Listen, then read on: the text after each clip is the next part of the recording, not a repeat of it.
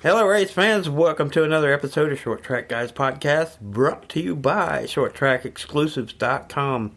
I'm your host, Thomas Faddis, along with two other short track guys, and you know them well. Driver of the 07 Can'tQuitFishing.com, sportsman here locally at Five Flag Speedway in Pensacola, Florida, and Ted Baber of Ted Baber Video Productions, also here locally in Pensacola, Florida. What's up, guys? Good afternoon. Good evening. Having fun with it. Just laughing and having a great time. Enjoy the podcast always. We've got a lot to cover. There's a lot that's happened in the last couple of weeks. We've got some recaps and we've got some updates coming up this weekend.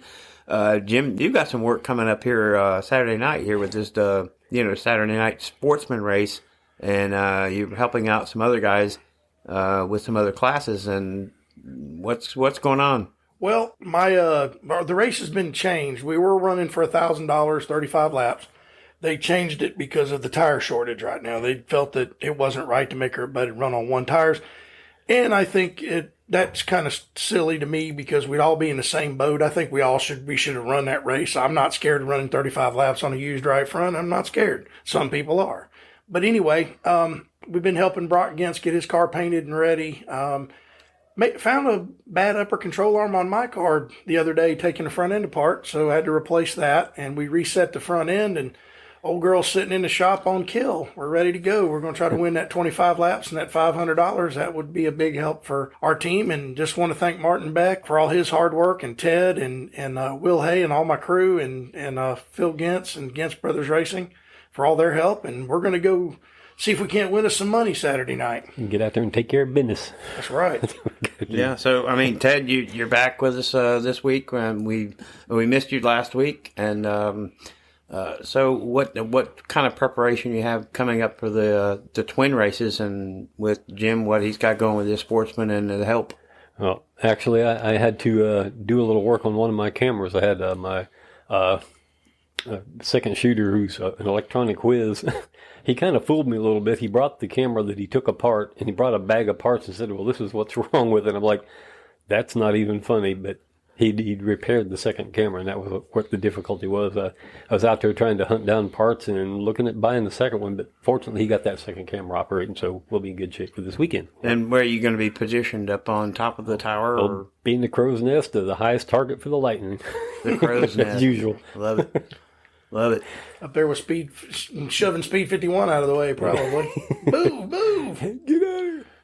Well, let me get back to Jim with this $1,000 that has now not $1,000 to win. What's going on with that? Well, according to Tim, because of the tire shortage, and like I said, I don't care. We'll run one tire, we'll run two tires, and everybody's fussing. So they decided to call that race off, and it was sponsored by Mako Fabrication out of Mobile. We thank them for their sponsorship of our Sportsman Spectacular, but we're putting it off for probably another 2 weeks, maybe longer, till we get some tires, because right now we're short on our 790 Hoosiers. Hopefully that'll end pretty soon, but you never know with this COVID thing. It's screwing everything else up. But I don't care. We run one tire, no tires, or we'll run used tires. I'm not scared. So, but we're just going to run a regular 25 lapper.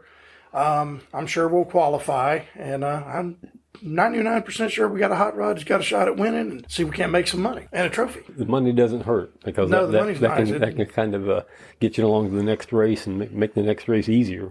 Yes, exactly. It does. It keeps you. I got to thank Can'tQuitFishing.com. They're coming on board for buying me a tire and helping with fuel for this next race. James, thank you very much, man, for what you do for me. He's a former high school buddy of mine, and I'm thankful to have him around. But I'm going to tell you what, Thomas, there's going to be some bad cars there for that Blizzard race Friday and Saturday night. $40,000 to win. I just heard recently that James Finch put up another $5,000 to the best average finish.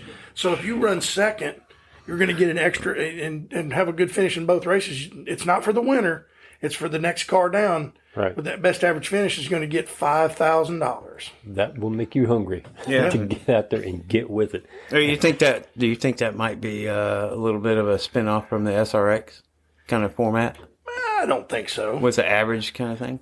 Well, it's not really that. They did that last year. I mean, they had the two Blizzard races because of the COVID thing. Last year we had to run two of them the same weekend kind of deal.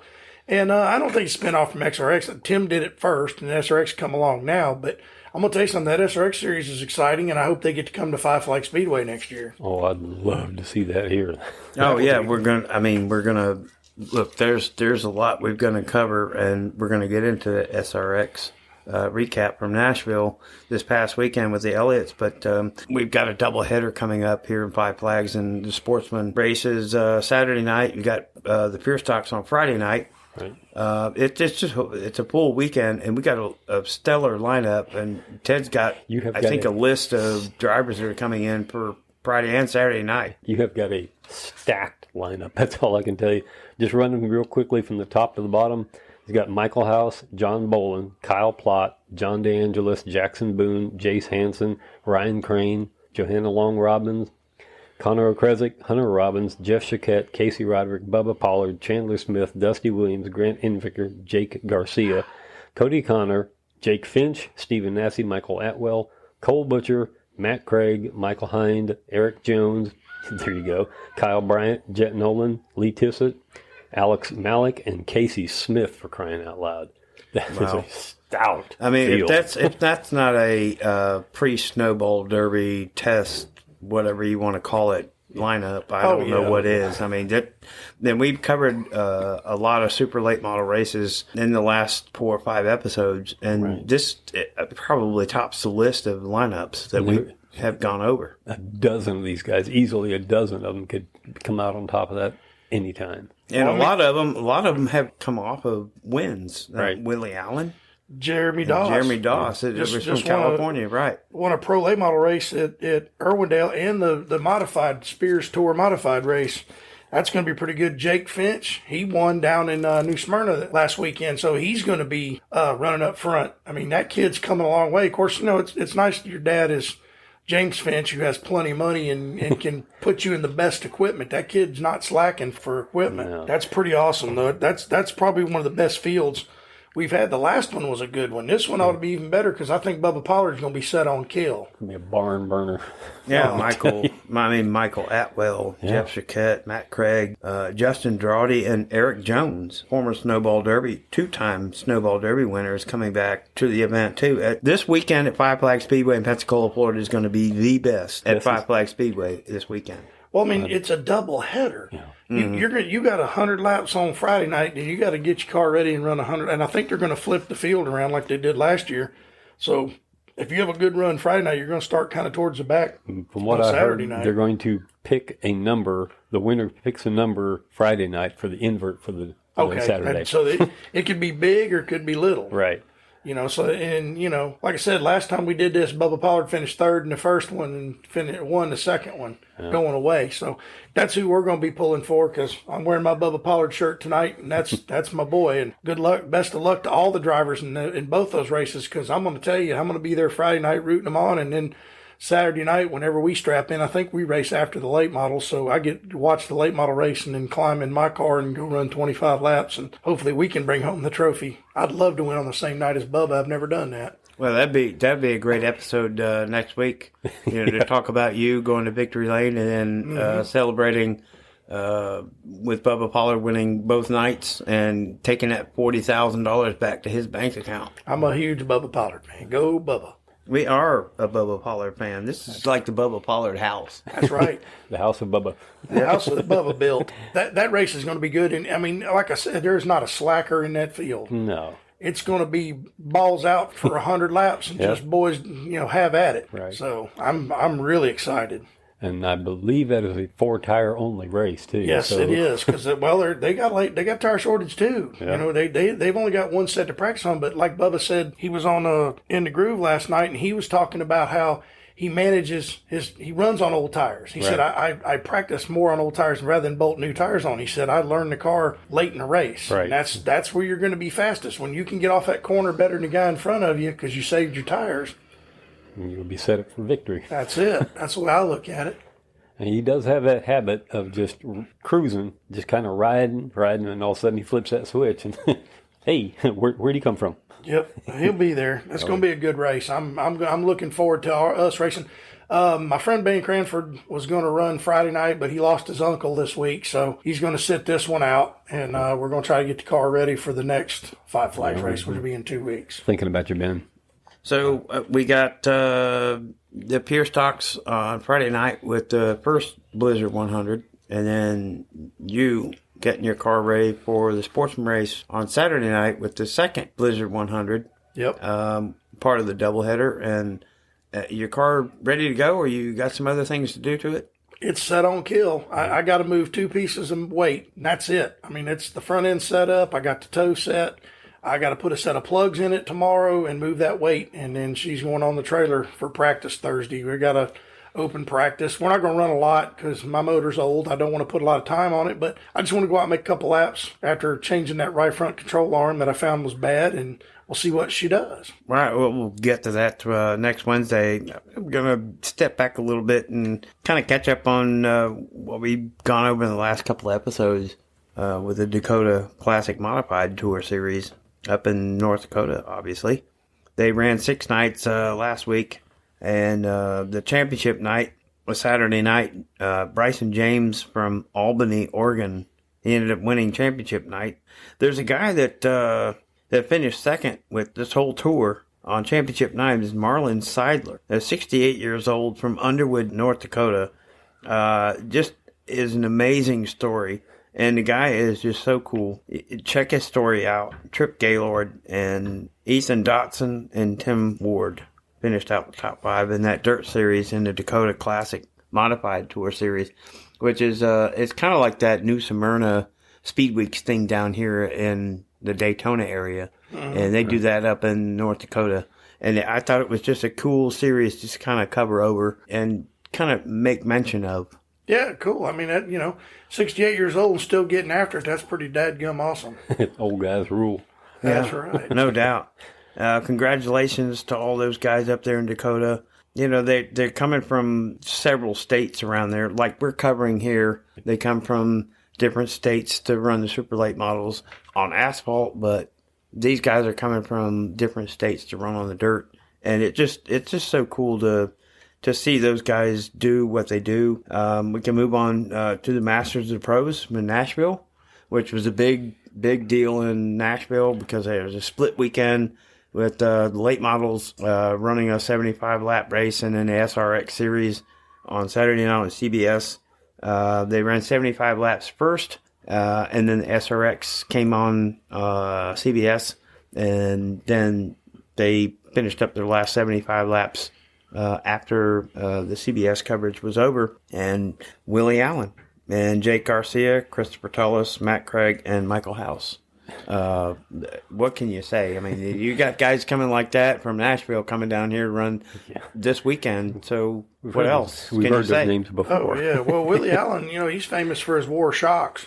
And the dude is a hell of a race car driver. He's run some NASCAR stuff, and I think he's good enough to be there. But, the money thing. But the dude did a hell of a job. He won the race, and, that's no easy task at Nashville. Nashville's an old wore-out speedway, and it takes a lot of driving talent to get around that place. Of course, my hero is the winningest driver in Nashville history, but, DW. But I like Willie Allen because he comes from that area, and that's pretty dang cool. Yeah, he is from Tennessee. And so's Michael House. He's another local that's coming down this weekend. It's going to be tough to beat. Right.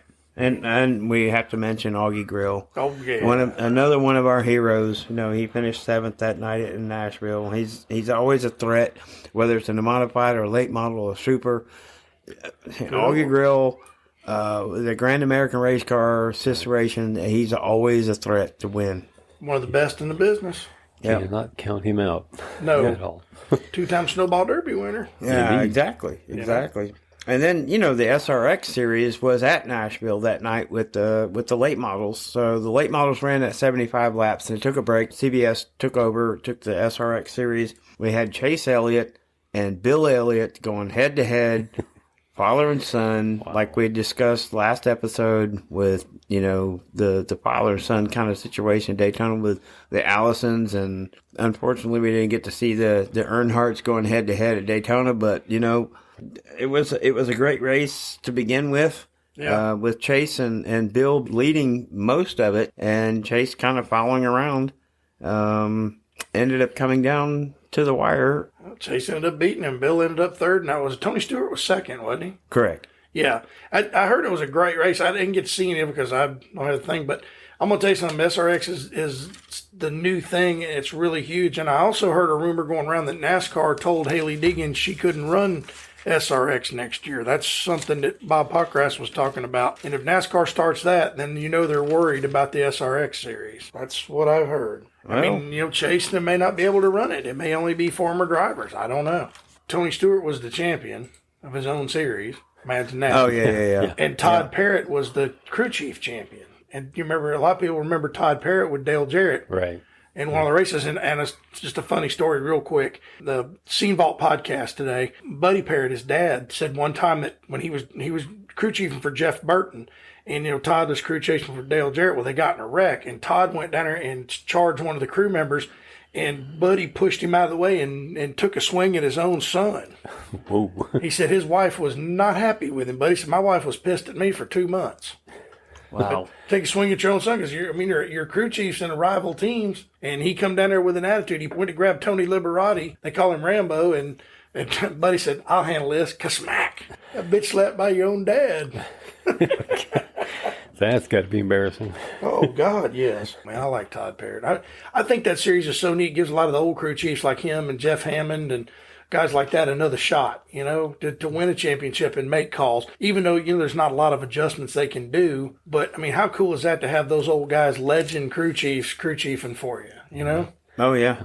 I'm sure with all their knowledge, they can find tweaks and things that they can Well, add those cars are more designed more like an older Cup car / late model with a big motor and the I don't think they run bump rubbers in those cars. Don't quote me on that, but I think they're big spring cars. And that's where you put the driving back in the driver's hands when you take those bump rubbers off, put the thing off the ground and make the spring and the shock work. Right.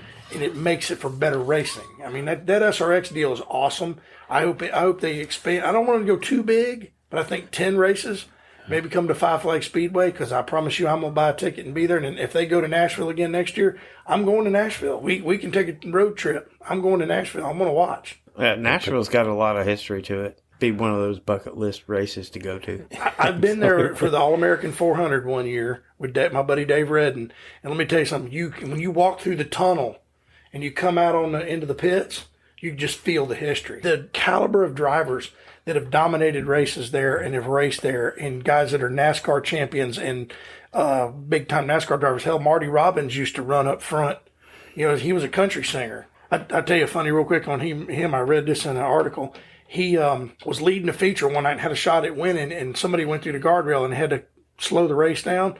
And they were sitting there, and his manager come up and said, "Look, man, we got to go," because he played on the Grand Ole Opry the same night he raced. And he got to the Grand Ole Opry, and there was a 30-minute delay in the race. He gets to the Grand Ole Opry. There's a 45-minute wait for him to go on stage when he was supposed to go on. Oh, so no. he played for an extra 15 or 20 minutes just to piss off the people at the Grand Ole Opry for making him come in there when he could have been a race winner. Priorities. Yeah, dude. I mean, dang, he was a pretty good race car driver. Great singer, but a dang good race car driver on top of it. But Let's move on to maybe the ARCA series at Berlin. Oh yeah, Daniel Dye. Daniel Dye ends up. Man, what a race that was. If you haven't seen any of the clips and the replays of Daniel Dye's second attempt, dominated. Started on the pole. Led every lap. And this is only his second start in the ARCA Menard series. And comes away with the win with Ty Gibbs behind him trying to kind of moving him out of the way. And turned him sideways. And yeah. And that kid did a hell of a save and then went on to win. He could have easily lost it, or Ty Gibbs could have drove through him. I'll give Ty Gibbs that. He gave it back to him. He could have easily moved him and kept going, but that was an impressive win. Daniel Dye's a hell of a kid, man. The kid's got a big future. I do believe in this sport. Yeah, 17 years old, and he gets out of the car, and they're starting to ask him questions, and you can see the emotion in him. He really just didn't know what he'd just done. He said he had no words. Yeah, that's pretty cool, man. He's a good kid, and he's appreciative of where he is. Some of these kids aren't; they don't care, but he knows that he's earning where he's at. Yeah, Yeah, and good luck to him too. You know, I've seen him on the iRacing side of it. You know, and he's a wheelman. You know, at a young age, and he's got a bright future ahead of him. Speaking of bright futures, which is the Spears Southwest Tour this past weekend at Irwindale. You know, with Derek Thorne and Jeremy Doss, who we've mentioned before. Mm-hmm. Right. You know, you mentioned Jeremy Doss coming to the Blizzard Twin 100s this weekend. He's going to bring a strong car, and he's coming off a couple of big wins in 2 different series. Well, momentum counts for a lot.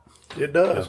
You come off a win, and you carry it to the next race, and you never know, man. You might get that Blizzard Series win. Still going to have to beat Bubba Pollard, which is going to be hard to do at Five Flag Speedway. Just saying. Yeah, in that Port City race car. Yeah. Not a Seneca no more. He's in a Port City. Port City. Coming back home. But I'm sure he's got the best of the best, because he wouldn't be here if he didn't. That Snowball Derby performance to him was terrible in that Van Dorn car. Nothing against the Van Dorns and their equipment, because they're top-notch equipment. Johnny Van Dorn's a big winner. It's just he couldn't drive that car, and he just is not going to be embarrassed like that. So I think he's got something to prove. You've got to be comfortable. If you're not comfortable in the car, you're just not going to have a good night. Well, at Jennerstown, he was leading with 40 to go till he had fuel problems. So, he said he had them where he wanted them. Right. Yeah, it must not have been a chassis, problem, obviously, and it was something internal. The fuel pickup. And like I said, I'm going to go back up on it like I said last week. I'm going to stick with Bubba Pollard winning both nights. And, take that $40,000 to the bank. He needs it. I tell you, the money he spent. But, he's a great guy, good driver, good with the competitors, good with fans. Right. I would love for him to drive my car just once. I think, because he won a modified race at Snowball Derby one year in a 07 modified. I would love for him to drive my car in Sportsman and win a Derby. If I can't do it, I'd like Bubba Pollard to do it. You know what I mean? You know what? If that were to happen, I think I'd tell you.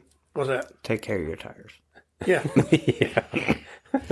Well, I do take care of my tires in the Derby. I can't help it when somebody hits me in the left rear and cuts my left rear down when I'm passing him on the outside clean. Yeah. Gave him plenty of room, and I can't blame Hunter for that. It was just hard racing. He got loose underneath me, smacked me in the left rear, and I felt that tire going down. And that's a bad feeling when your balls to the wall down the straightaway, and you're in the left rear start going shoo, shoo, shoo, shoo. Uh-oh. I'm going to be in trouble when I get down here at this other end. Yeah, I got to turn around and go back the other way. I might have a problem. Yeah, I don't think she's going to turn. I spun. But it's part of the game. I love this sport so much. It's an addiction, and I still love it. Still love doing it. Still love being around it. So. Wayland Modified Tour at New Hampshire, which was a modified race before the Cup race this weekend. And if you haven't seen the video, you should go to Short Track Guys podcast on Facebook and watch that replay of the last 3 or 4 laps with Justin Bonsignor and Ronnie Silk leading the way with the last couple of laps. It seemed like Ronnie Silk and Justin Bonsignor were kind of like on the track by themselves, but Ryan Priest was sitting there in third watching this happen, and they got the white flag and they started battling, got up high and washed up, and Ryan Priest just said, you know what, I'll take the bottom line and I'll just go ahead and take this win. Yeah, excuse me, pardon me, coming through. Yeah, I've been in a situation like that before. The 2 leaders get to pushing and shoving on each other, and they forget about the third place guy, and he drives right by him, and they're like, where the heck did he come from? Exactly. Because I'm sure that old boy that finished second was like, I got that. What? Wait a minute. How'd he get here? Yeah, you can imagine the catbird seat. You hear that in the stands, but that's really like maybe second place that they're saying. But Ryan Priest was sitting there watching this guys just battle. And Justin Bonsignor and Ronnie Silk are 2 of the big dogs in this open wheel modified series. It's open wheel, and they got 15-inch tires, and they're low to the ground, and they tremendous horsepower. Big motor, big speed, and they're running. And I can imagine being in that seat with Ryan Priest, going to watching these guys. And you can see in the last couple of laps, I guess the tires kind of caught up with the first 2, with Bonsignor and Silk. And it opened up the door, and Ryan Priest was just sitting there back in third, just watching this and just saying, well, you guys go ahead and fight it. I'll just take the win. And he was in the outside groove, way outside, too, and just bottomed it out and came down, cut down underneath both of them and just, see ya. Yeah. Well, I mean, when you get to beating and banging for the lead, you got to look in your mirror every once in a while to wonder where the other guys are, because you never know when one's, like I said, is going to creep up and take the race from you. I've been in a situation like that. It was like you're beating and banging, all of a sudden you look down, what the, you lose, and you're just like, well, how did I lose the race? I mean, we had it beat. But those Bon Gordon and Ronnie Silk were banging on each other, and they weren't paying attention. And when you knock each other up the racetrack, that man in third could dive under you and take the lead. And I mean, congratulations to Ryan Priest, who's a hell of a race car driver and a cup driver. Yep. And I think he's got some big stuff coming. I believe he's driving a truck some next year too, which is going to help him gain some more notoriety. But the dude is good. Oh yeah, there's no doubt. I mean, Ryan Priest in the modified. You put him in the modified. I mean, it's game on. But he's like you said, you put him in the trucks and then maybe Xfinity and Cup and everything, which he's been doing. The dude can wheel a race car. Oh yeah, definitely. And like I said, he's in the Cup Series doing really well, and he's going to do even better. And he'll be a guy to be content with. But that was just an awesome win. You just can't watch that highlight and go, "Dadgum, that was awesome! What a finish!" Kind of like what year was that when Eckes and Nemechek battled for the Derby? That was like 2 or 3 years ago. 2 or 3 years ago. I'm talking about the last lap of that race. I was on my feet at the finish. Come on. Woo, what an awesome finish. You just love finishes like that. You look at the picture and you can only see one car. You can't even tell it's a car up against the wall on the outside. Great close finish. Oh, you yeah. can't see that car. You want races like that. You sit all weekend and watch racing, and you go down the Snowball Derby. That's the kind of derby you want to see. You want to see a late race restart and everybody pushing and shoving and beating and banging and try to win the race. Yeah, I've seen a few of those. Because I promise you, if I get to the leader's back bumper on the last lap of our Snowball Derby, I'm probably going to try to wiggle him. Yeah. I want that one bad. As bad as I want this championship, I want that Snowball Derby win. Yep. Well, if it comes down to it, you're going to do what you got to do, to get that win and get the checker flag and get the trophy and go to the room of doom and pass and put your name and have it etched in history. So, and then that's what, not just the Snowball Derby, but it's the All-American 400 and these places, and they're going all over the place. The Slinger Nationals 200, all this kind of stuff. Right. It's why these guys travel to do what they're doing, to etch their name in history and maybe open doors like Christopher Bell and Christian Eckes and John Hunter Nemechek and. But we have to say this: the Snowball Derby is the one race that has catapulted several drivers, more than any other short track race in America. And I'm gonna be prejudiced here just for a minute because it's my home track. I love Five Flag Speedway. Been going there since I was 9 years old, but there's so many Snowball Derby winners that were catapulted into the Cup Series. Right. Because there's so many people watching that race. Yes. I mean, even back in the 70s. I mean, Darrell Waltrip won in 76, three-time champion, 84 wins. Correct. You got Eric Jones, you got John Hunter, you got all these big-name guys that have gone on. And there was one of them, Charlie Bradbury. That would have been a Cup driver and was a very talented young man who passed away in a car accident. Right. Started the Snowball Derby 1 year dead last, made the Champions Provisional, started the last car on the racetrack and won that sucker. The dude was a wheel man in anything he drove, and God rest his soul, we would have seen another NASCAR driver out of him for sure. I remember seeing him in a higher class race, but I cannot for the life of me remember. He raced a truck. I know he raced the Craftsman truck a couple of times and did really well for the underfunded team that he was driving for. Yeah. I mean, the dude was a wheel man. And I honestly believe that's where Kyle Busch got the bowing to the crowd from, because that's the first person I ever saw do it was Charlie Bradbury. Charlie Bradbury, the number 78 for sure, coming back from New York with his with his award, and got snowed in. What a great story that was. Told his dad, "Get me out of here, get me down to Pensacola, and I'll win the Snowball Derby." And they went to New Jersey, chartered a flight down here. Didn't get to qualify, started 36th on the field, and drove up past everybody and ended up winning the Derby. And I mean, you would go Charlie Bradbury and Matt Hawkins, all those guys that had such bright futures and wins and such talent that we missed today. And, our thoughts and prayers are still out for all those guys that we've been, because we're involved with short track racing. We know about them. This allows us the opportunity to bring the announcement to, their families and how we feel about it. Yeah, they're great guys. He said that when that plane took off in New Jersey, it was completely sideways and went up in there, and they were like, because they skidded down the runway because there's ice. So the plane turned sideways and it got up in the air, and they're like, okay, we're in the air, we're going to make it now. It was pretty scary, he said. Well, guys, that's pretty much going to be wrap it up for this week, and we'll get together next Wednesday and kind of go over and kind of sum up everything that from Pensacola at Five Flags Speedway, this Blizzard doubleheader 100.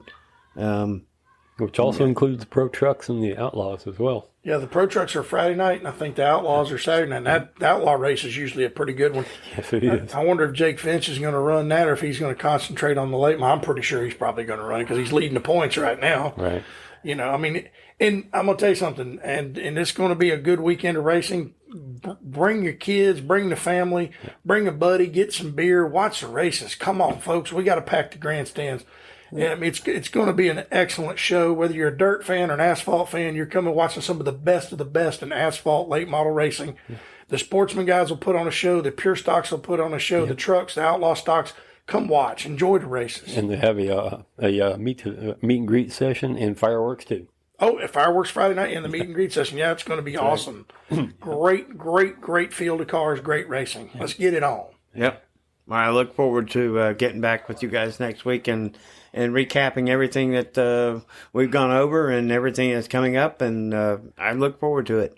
Well, I'm going to try to bring home a trophy so we can set it in here for posterity, so we can show that this old driver can still get the job done. But y'all have a great evening. Thanks for listening. Please give us a good review.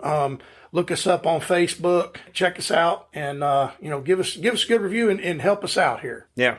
Look forward to it, and thank you guys for listening, and we'll see you guys next week. All right. Good evening.